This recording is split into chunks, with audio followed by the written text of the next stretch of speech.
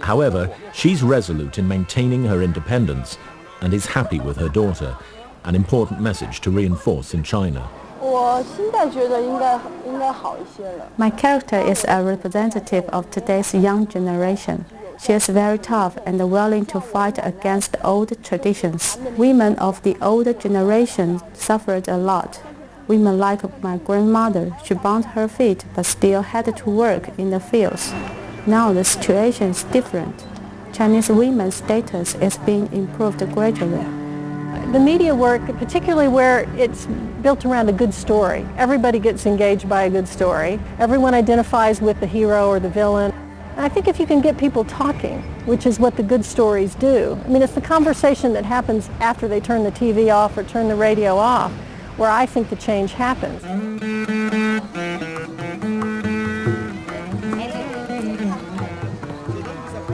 In India, the storytelling tradition has a long and distinguished history. For modern-day storytellers like PCI, the challenge is to respect these traditions while also highlighting some of the conflicts thrown up by the modern world. As always, the aim is to reach the most vulnerable. There are lots of women who are what is called in our language bezuban, which is without a tongue.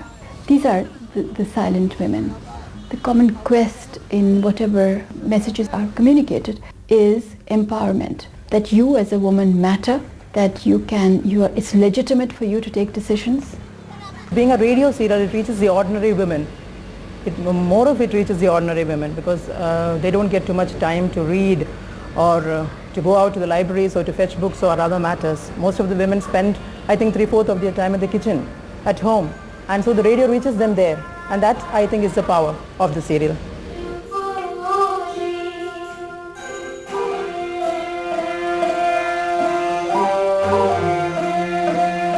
Among the messages reaching the audience are stories which include information about dowry issues, family planning, and equal rights for women.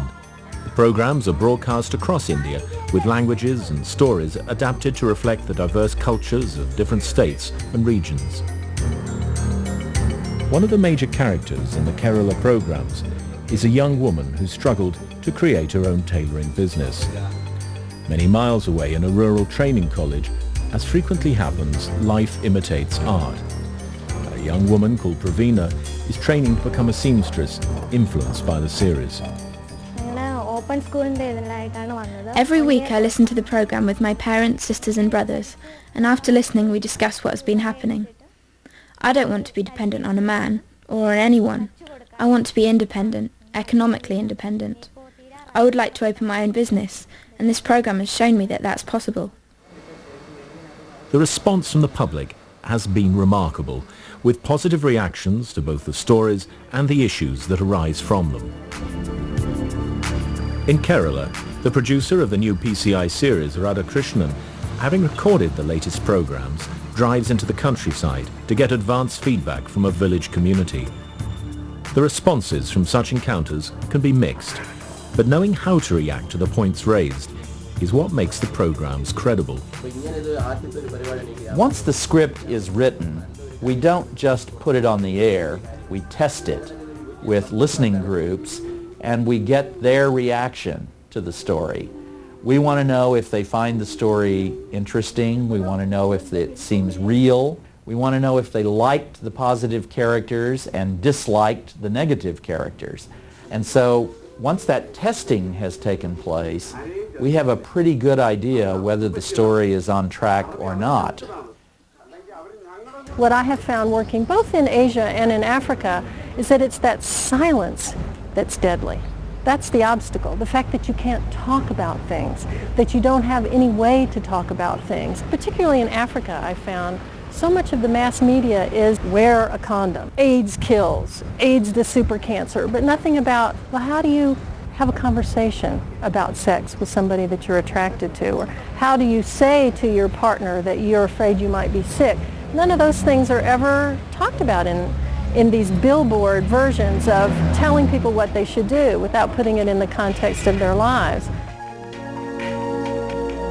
When it comes to an issue such as AIDS, the need to get the right message across to the right people is without question one of the most important issues of our day.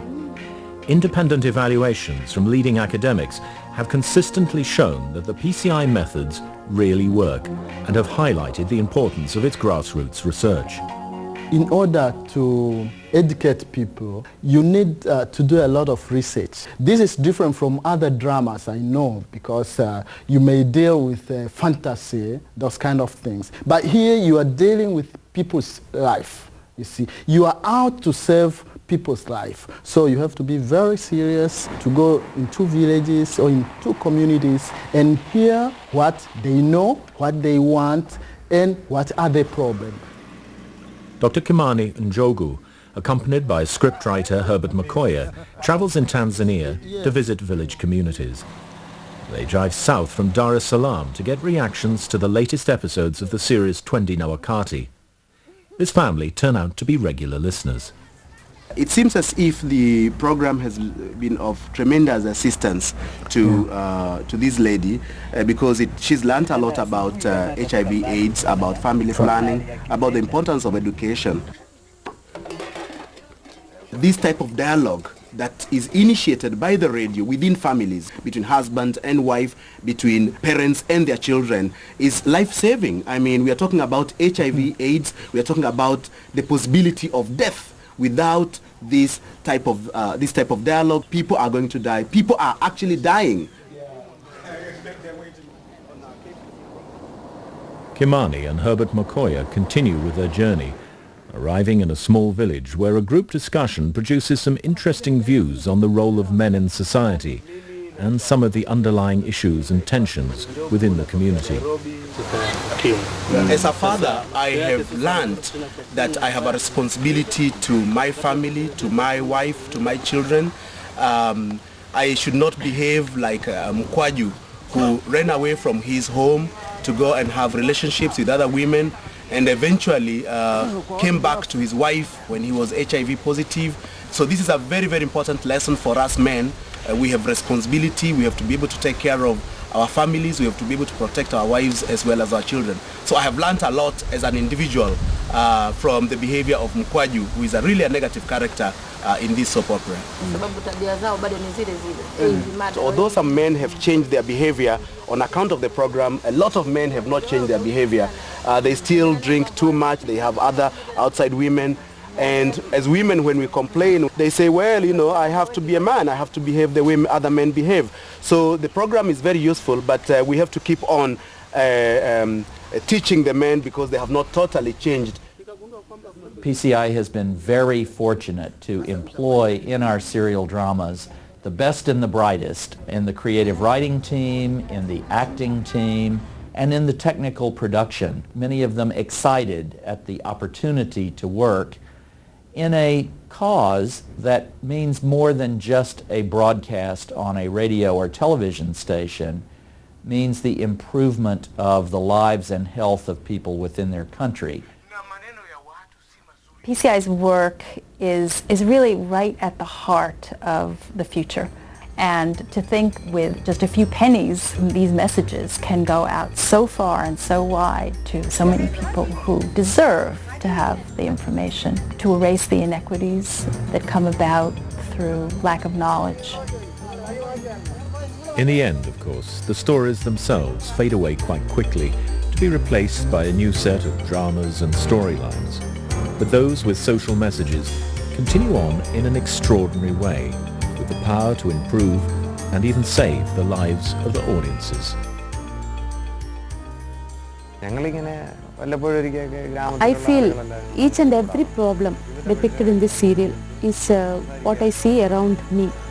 He says knowledge has its own power, and if one has a knowledge, he can deal with the social problems. He can fight against the social problems. He feels listening to this serial can change one's life positively. One can take good aspects from this serial, and thus he can have a good life.